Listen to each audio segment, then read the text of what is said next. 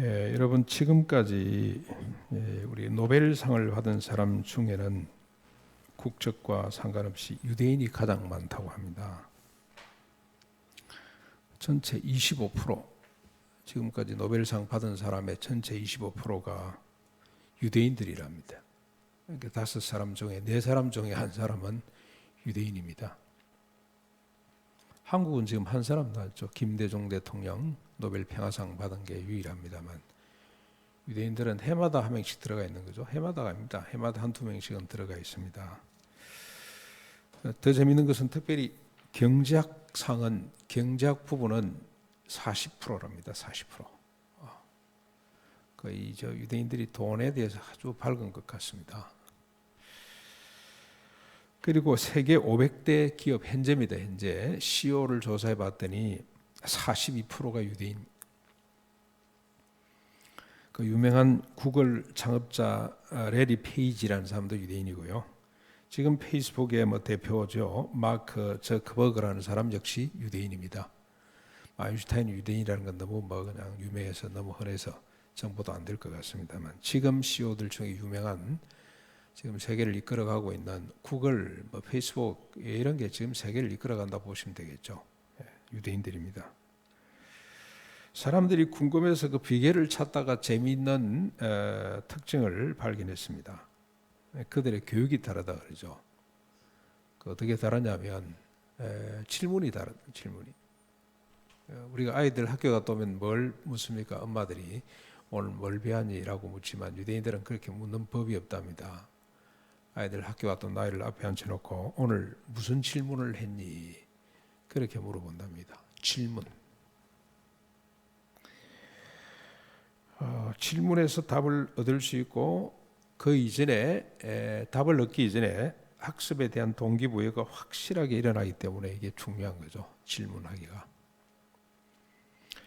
질문하면서 사고의 유연성이, 사고가 고착되지 않고 한쪽에 그냥 확 이렇게 고착되지 않고 계속해서 사고가 발전되는 거죠. 유연하게 확장돼 갈 수 있다고 합니다.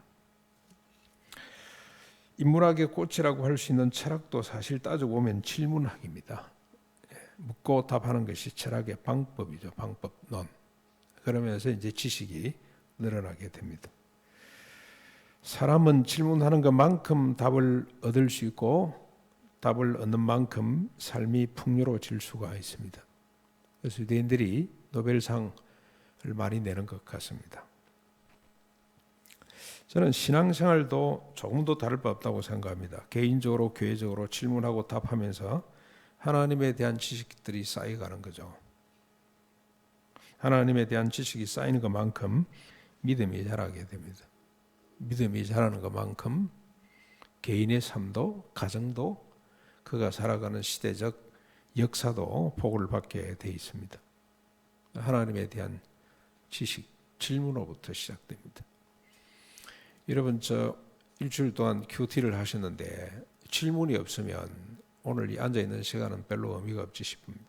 그렇죠? 질문이 많아야. 왜냐하면 제가 설교를 늘 큐티 본문을 쫓아가기 때문에 질문이 많아야만이 건질 게 많아집니다. 안 그러면 저 양반이 왜 저런 이야기를 하지? 아이고 빨리 끄다 놔라. 이렇게 있다가 갈 수가 있습니다. 질문이 많으면 계속 또 질문을 만들어내고, 그러면서 우리의 사유가, 또 우리가 하나님에 대한 지식이 훨씬 더 깊어가게 될 줄로 믿습니다. 그런 만큼 질문이 중요하단 말이죠. 그런 만큼 하나님에 대한 묻고 답하기를 교회 안에서만 있어가 되겠나? 이걸 교회 바깥으로 끌고 갈 수는 없나? 왜냐하면 아직도 교회 바깥에는 하나님과 복음을 모르는 자들이 너무 많습니다.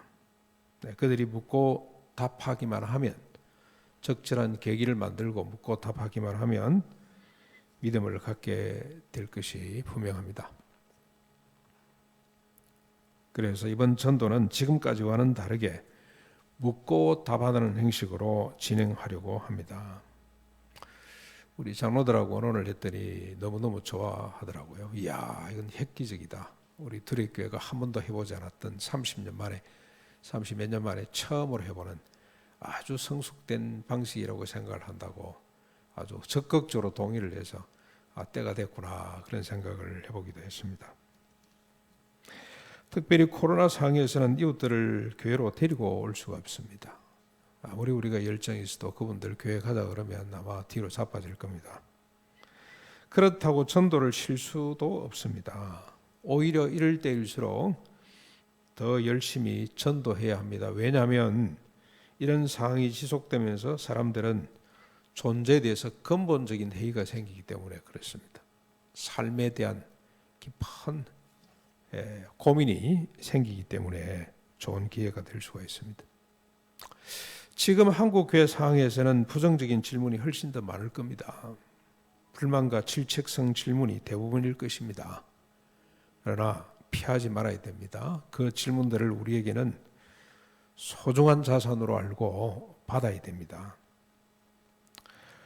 먼저 그 질문들을 통해서 우리 자신을 진지하게 들여다볼 수 있습니다. 우리 거울이죠. 질문이 우리 거울이기도 합니다. 그리고 질문자들에게 진정성을 갖고 다가가서 그 질문에 답을 함으로 하나님과 복음을 소개할 수 있습니다. 좋은 기회라고 저는 생각합니다. 이걸 너무 우리가 신학적으로 지금이 하나님의 재앙이고 지금 말세고 전도할 기회입니다 이렇게 너무 억지로 확대 해석하는 것은 조금 지양해야 되겠습니다만, 그러나 지금 현실은 사람들이 근본에 대한 질문들이 생기기 때문에 그들이 뭐라고 질문을 하든지 간에 우리가 진정성을 갖고 다가가기만 하면 하나님을 소개할 수 있는 좋은 기회가 될 수가 있습니다. 그 문제는 어떻게 교회 밖에 있는 사람들에게 묻고 답할 수 있게 할 것인가. 답을 찾기 위해서 고민을 하다가 결국 본문이죠. 성경은 한 절이 우주를 관통할 수 있고, 한 절을 잘 들여다보면 우주를 우리가 이해할 수가 있고, 우주를 하나로 묶어놓으면 한 절 속에 다 들어갈 수가 있습니다. 어떤 성경을 보든지 간에 답이 다 있죠. 해결책이 다 제시가 됩니다. 하나님 말씀의 특징이라는 생각이 듭니다. 그래서 이번에 이런 고민을 하다가 어떻게 하면 세상 사람들로 하여금 질문하게 만들까. 질문하면 일이 시작되는 건데, 그렇죠? 질문하게 하는 것이 더 중요하다. 그런데 보니까 모세하고 바로의 대화를 따라가 보면 이러면 질문이 생기네. 그럼 그 질문에 대한 답들이 줄줄줄 나올 수가 있겠구나.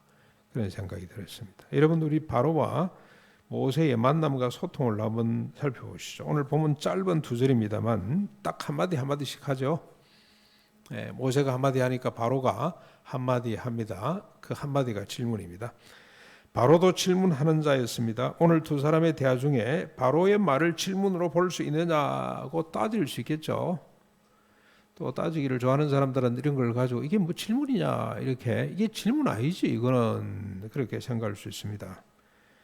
그러나 여호와와 일면식도 없던 바로 입장에서 보면 질문일 수밖에 없습니다. 그 질문의 내용은 여호와가 누구냐는 거죠. 누구냐. 조금도 개의치 않겠다는 의도를 깔고 있지만 질문은 질문입니다. 이 저희는 뭡니까? 여호와가 없는데 이런 말을 할 수가 있냐, 그런 뜻이죠. 자기는 상관없다는 뜻입니다. 그런데 질문일 수밖에 없습니다. 그런데 이 질문은, 바로의 이 질문은 그냥 나온 게 아니죠.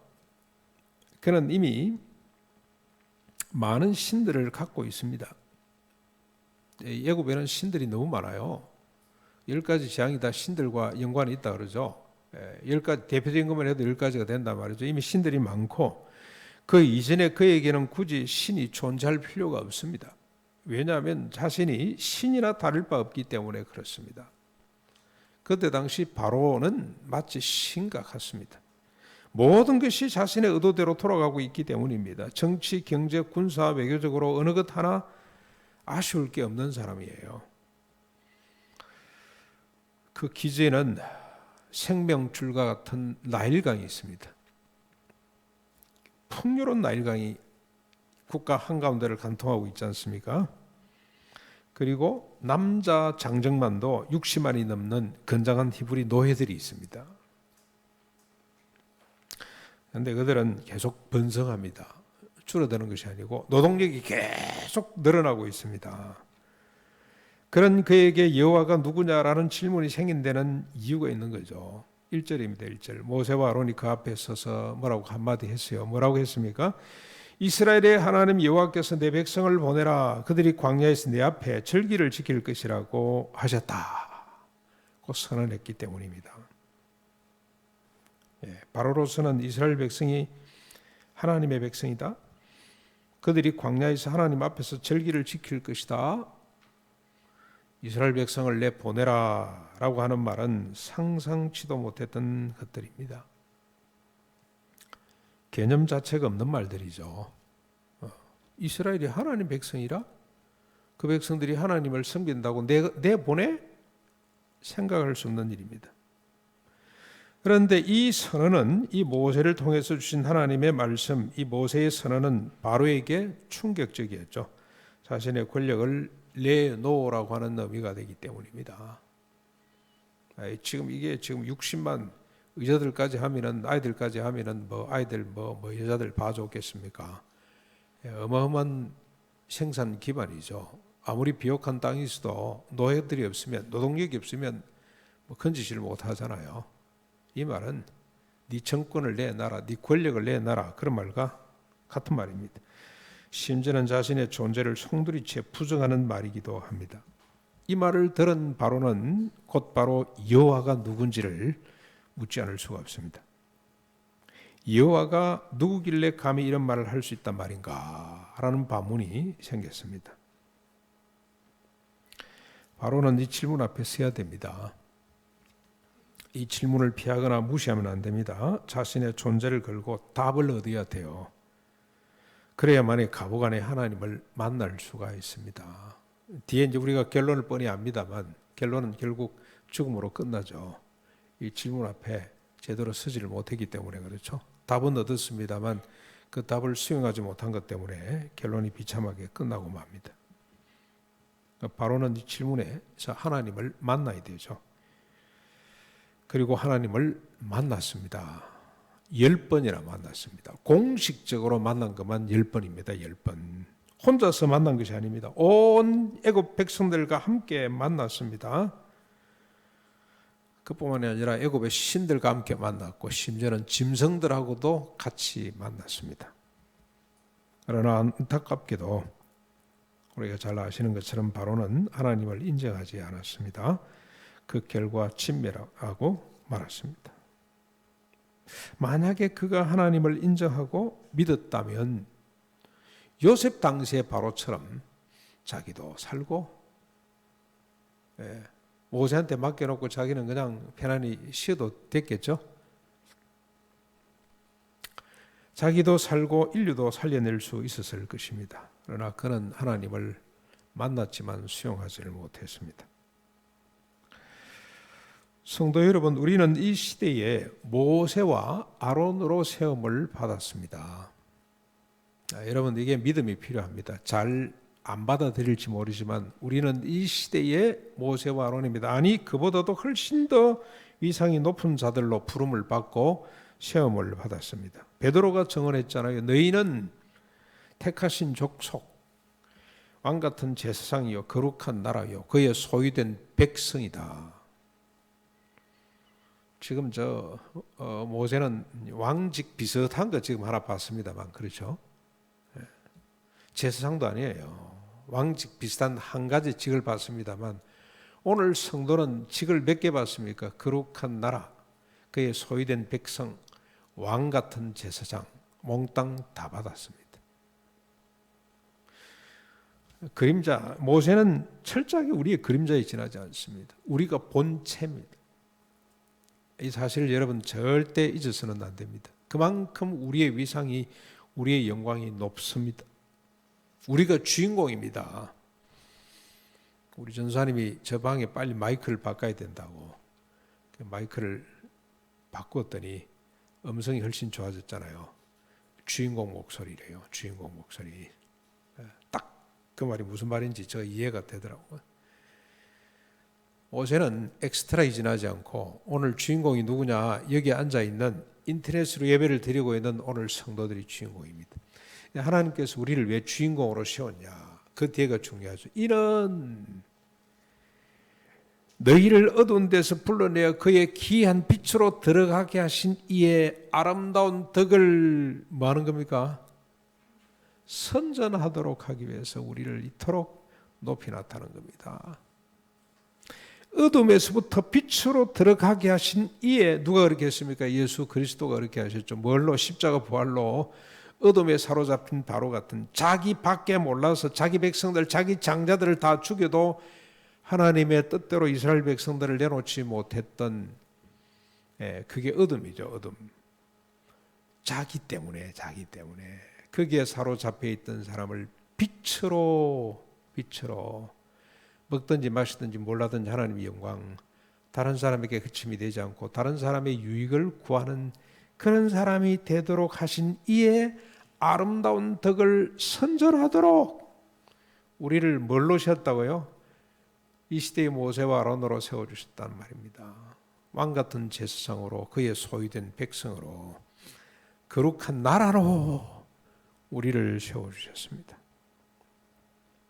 주님도 하늘과 땅의 모든 권세를 내게 주셨으니 그러므로 너희는 가서 모든 족속으로 제자를 삼아 아버지와 아들과 성령 이름으로 세례를 베풀고 내가 너희에게 분부한 모든 것을 가르쳐 지키도록 하라고 그렇게 말씀하시면서 뭐라 그럽니까? 주님이 볼지어다 내가 세상 끝날까지 이루고 있는 너희들을 지키겠다고 말씀을 하셨어요. 함께 하겠다고 말씀을 했었습니다.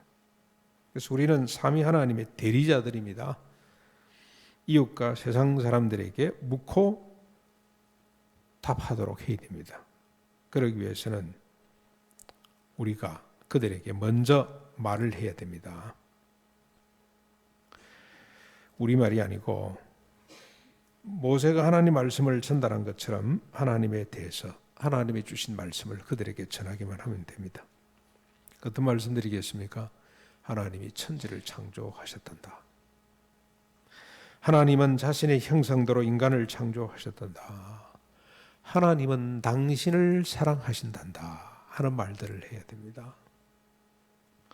주 예수를 믿으라 그러면 너와 너의 집이 구원을 받게 된다고 말해야 됩니다. 의인은 없나니 한 사람도 없다. 모든 인간은 죄를 지었으므로 하나님의 영광에 이르지 못하며 그 마지막은 사망이라고도 말을 해야 됩니다.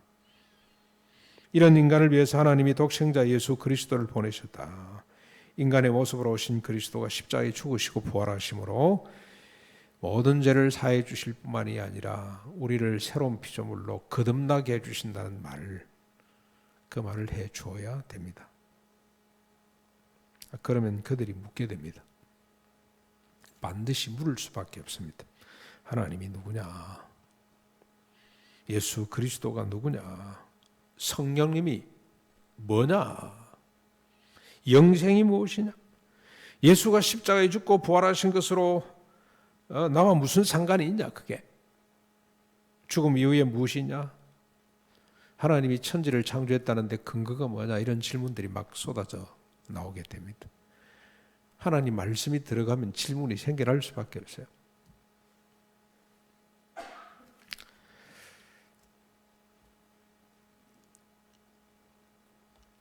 이런 것과는 전혀 상관없는 질문도 나올 겁니다.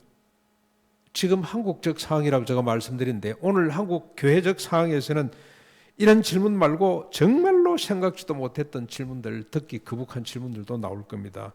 기독교가 왜 이러냐?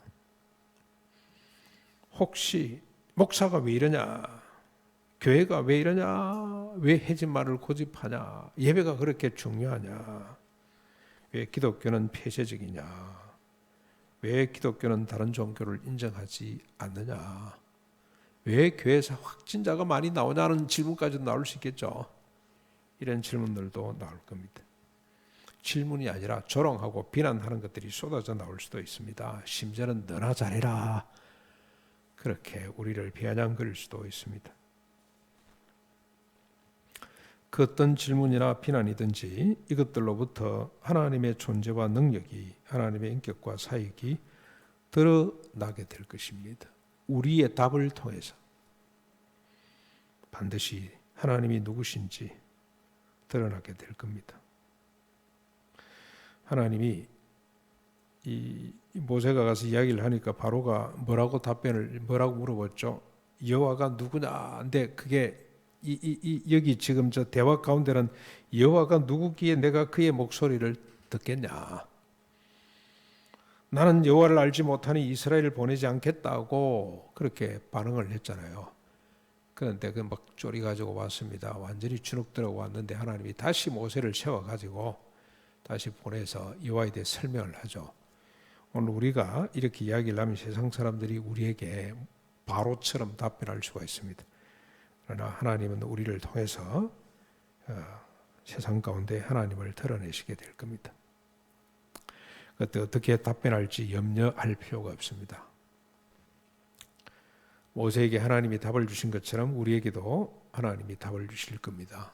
나는 입이 초래해서 못 가겠다 그랬더니 아론을 붙여주신 것처럼 네 손에 뭐가 있냐? 지팡이가 있지 않? 지팡이를 들려 보내시는 것처럼 하나님께서 우리에게 아론도 붙여주시고 지팡이도 들려주셔가지고 답을 하도록 해 주실 겁니다. 그들이 이해할 때까지 답을 주시고 또 주실 겁니다. 사람들은 답을 듣고도 하나님을 인정하지 않을 수가 있죠. 귀를 닫을 수가 있습니다. 그러나 여러분 실망할 이유가 없습니다. 하나님이 선택한 사람이라면 언젠가는 하나님을 인정하고 인격적으로 영접하게 될 것입니다. 왜냐하면 하나님의 말씀이 진리이기 때문에, 하나님 말씀이 생명이기 때문에 그렇습니다. 그래서 우리 주님은 멋있게 비유를 든 것 같습니다. 하나님 말씀이 생명이라. 전하기만 하면 반드시 역사한다는 걸 우리에게 증명해 보이시기 위해서 예를 들으셨죠. 그 예 중에 하나가 달란트 비유입니다. 달란트의 특징이 뭡니까? 나가서 장사만 하면 꼭 2배 소득을 올립니다.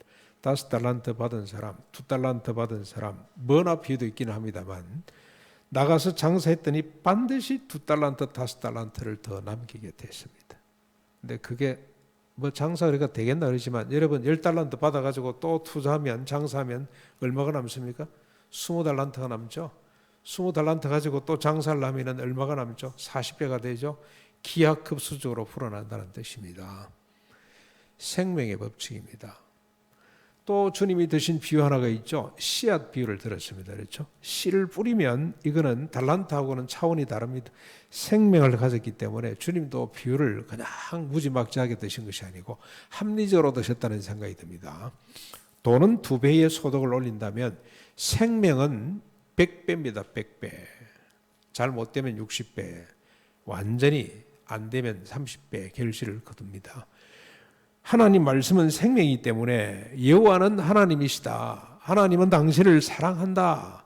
하나님은 살아계시다. 천지 만물을 창조하시고 독생자를 보내서 우리 죄를 위하여 십자가에 달려 죽으시고 3일 만에 부활하셨다. 우리를 구원하셨다는 말이 생명이기 때문에 전해놓으면 100배, 60배, 30배 결실을 반드시 거두도록 되어 있습니다.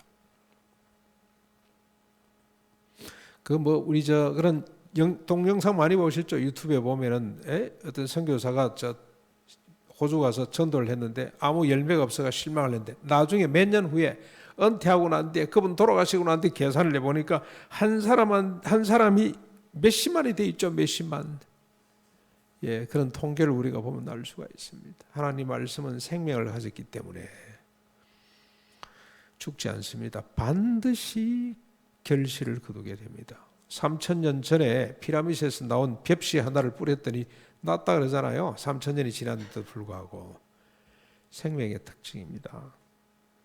그렇기 때문에 우리가 염려할 이유가 없습니다. 그럼에도 안 난다면 그건 우리 책임이 아닙니다. 선택 교류가 나올 수밖에 없는 것 같습니다만 하나님이 선택하지 않은 사람일 수도 있습니다. 그건 우리가 책임질 문제가 아닙니다. 그런데 여러분 더 중요한 사실이 하나 있습니다. 이렇게 말씀을 우리가 전하다 보면 질문이 생기죠. 세상 사람들에게만 질문이 생기는 것이 아니고요. 우리 자신에게 질문이 생겨요. 바로 앞에 모세가 말씀을 전하면서 제일 먼저 변화가 어디로부터 옵니까? 누구로부터 질문이 나옵니까? 이스라엘 백성들 가운데 질문이 생겼어요. 대간절 그런 분이 누구냐? 이름이 뭐라고 하더냐? 그래서 한 번도 알려지지 않았던 여호와라는 이름이 밝혀졌어요. 그래서 하나님이 말씀하셨죠. 내가 이건 네 조상 아브라함과 이삭과 야곱에게도 밝히지 않았던 내 이름을 밝히겠다. 나는 스스로 있는 자다. 나는 여호와다 하고 자신의 이름을 밝혀주셨잖아요. 한 번도 드러나지 않았던 하나님의 인격, 하나님의 말씀, 하나님의 이름이 전하는 사람들에게 생겨날 수가 있습니다. 하나님을 새롭게 만나는 계기가 될 수 있습니다. 전도하다 보면 하나님이 살아계심을, 하나님 말씀이 진리라는 사실을 우리가 경험할 수가 있습니다. 그래서 세상 사람들에게 질문거리를 던지는 사람이야말로 말조차도 아름다운 사람들입니다. 이번에 여러분들 힘을 내셔가지고 한번 묻고 답하다. 문자씨를 여러분 한번 찾아보시기를 바랍니다. 옛날에 친절한 금자씨라는 영화가 있다 그러는데요. 그걸 우리 패러디해서 문자씨, 이 시대의 문자씨를 여러분이 한번 찾아보십시오. 여러분 주변에 있는 사람들에게 하나님 말씀을 툭 던져놔 보십시오. 그러면 그분들에게 질문이 생길 겁니다. 어떤 질문이든지 좋습니다. 그 질문을 우리가 수집해서 한 대목고 그 질문의 답을 진정성을 갖고 그 사람들이 질문이 해소될 때까지 계속 답을 해드리는 겁니다. 너무 멋있는 역사가 만들어지겠죠. 예. 그러면 하나님의 때에 어제는 좀 답답했어요. 처음 한 2번 만에 그냥 하나님 해주시면 좋겠는데 10번 가도록 어떻게 보면 아주 지루한 시간인 것 같습니다만 10번이나 하나님 자신을 드러내시고 비로소 출애굽하는 역사를 만들어주신 것처럼 우리가 우리 주변 사람들에게 하나님 말씀을 던지고 그들이 질문하고 답하는 과정에 출애굽의 역사가 나타나게 될 줄로 믿습니다. 이런 믿음을 가지고 여러분 질문자들을 찾아 나설 수 있기를 주님 이름으로 축원합니다.